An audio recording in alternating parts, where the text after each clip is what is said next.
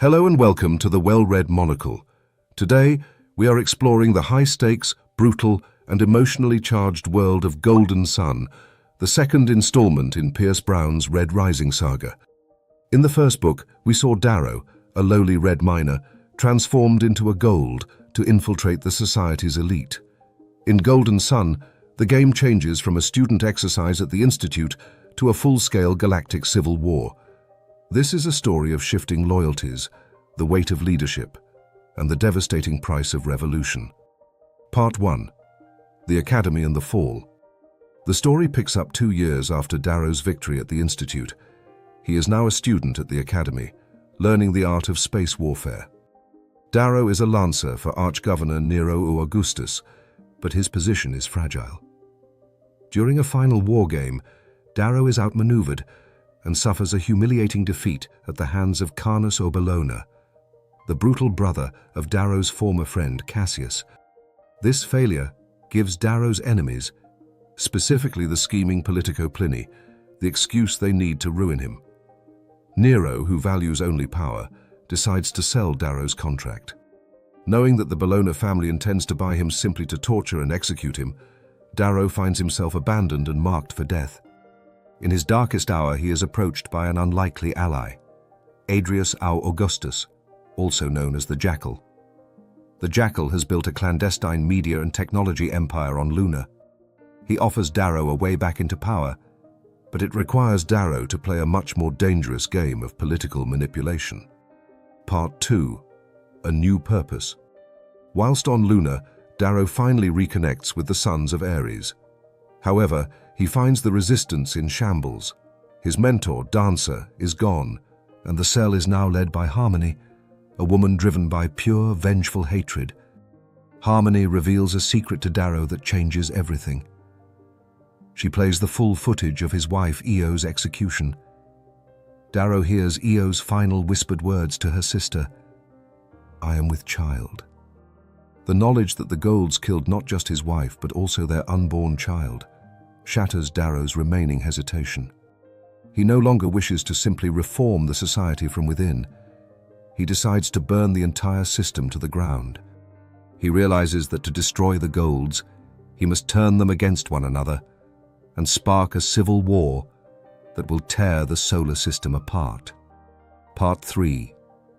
The Gala and the Duel. Darrow returns to the Sovereign's Gala on Luna with a bold plan. In a moment of incredible theater, he insults the Bologna family and challenges Cassius to a duel to the death. The duel is a revelation. Darrow has been secretly trained by Lorno Arcos, the legendary former Rage Knight and the greatest swordsman in the galaxy. Using the Willow Way, a deadly and fluid razor style, Darrow dominates Cassius, severing his arm and nearly killing him before the Sovereign, Octavia O'Loon, halts the fight. In the ensuing chaos, Darrow and his allies, including the Jackal and the powerful House Telemanus, flee. In a daring space maneuver, Darrow and Severo launch themselves in star shells through the bridge of the Sovereign's flagship, the Vanguard. They capture the ship, giving Darrow the military might he needs to challenge the throne. Part 4. The Iron Rain. With a stolen fleet, Darrow travels to Europa to recruit Lorno Arcos. Though Lorne has retired from war, Darrow eventually maneuvers him into joining the cause. Crucially, Darrow also wins the loyalty of Ragnar Valaris, a massive obsidian stained. Rather than treating Ragnar as a slave, Darrow offers him freedom and equality. This alliance is pivotal. It proves that the different colors can unite under a single cause. The conflict culminates in an Iron Rain, a massive orbital invasion of Mars. Darrow leads thousands of troops in a drop from space to reclaim the city of Aegea from the Sovereign's forces. Despite an EMP trap that nearly drowns Darrow in a riverbed, his Helldiver instincts allow him to survive and lead an underwater assault. The city falls, and Darrow emerges as the military hero of the age. Part 5. The Great Betrayal. The book concludes with a triumph ceremony held at the ruins of the Institute on Mars. It is meant to be a celebration of victory and the reconciliation of House Augustus. However, it is a trap. Roch O'Fabii, Darrow's closest friend and a master strategist known as the Poet, betrays him. Roque has discovered Darrow is a Red and cannot forgive the lies or the death of their friends. He drugs Darrow, signaling the start of a massacre. The Jackal reveals he has been working with the Sovereign all along.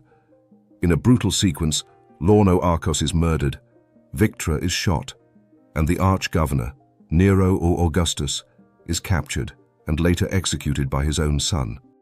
The final blow is personal. The Jackal presents Darrow with a box containing the severed head of Fitchner Obaka. It is revealed that Fitchner was actually Ares, the founder of the rebellion. The Jackal mocks Darrow, revealing he has known Darrow's true identity for months and used him as a pawn to eliminate his own rivals. As the story ends, Darrow is a prisoner, his mentor is dead, and his dream of a Red uprising lies in ruins.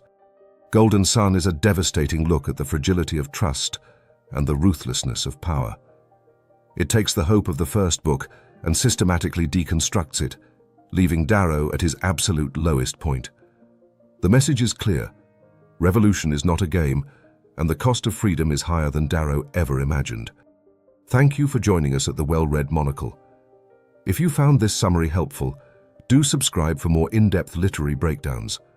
Until next time.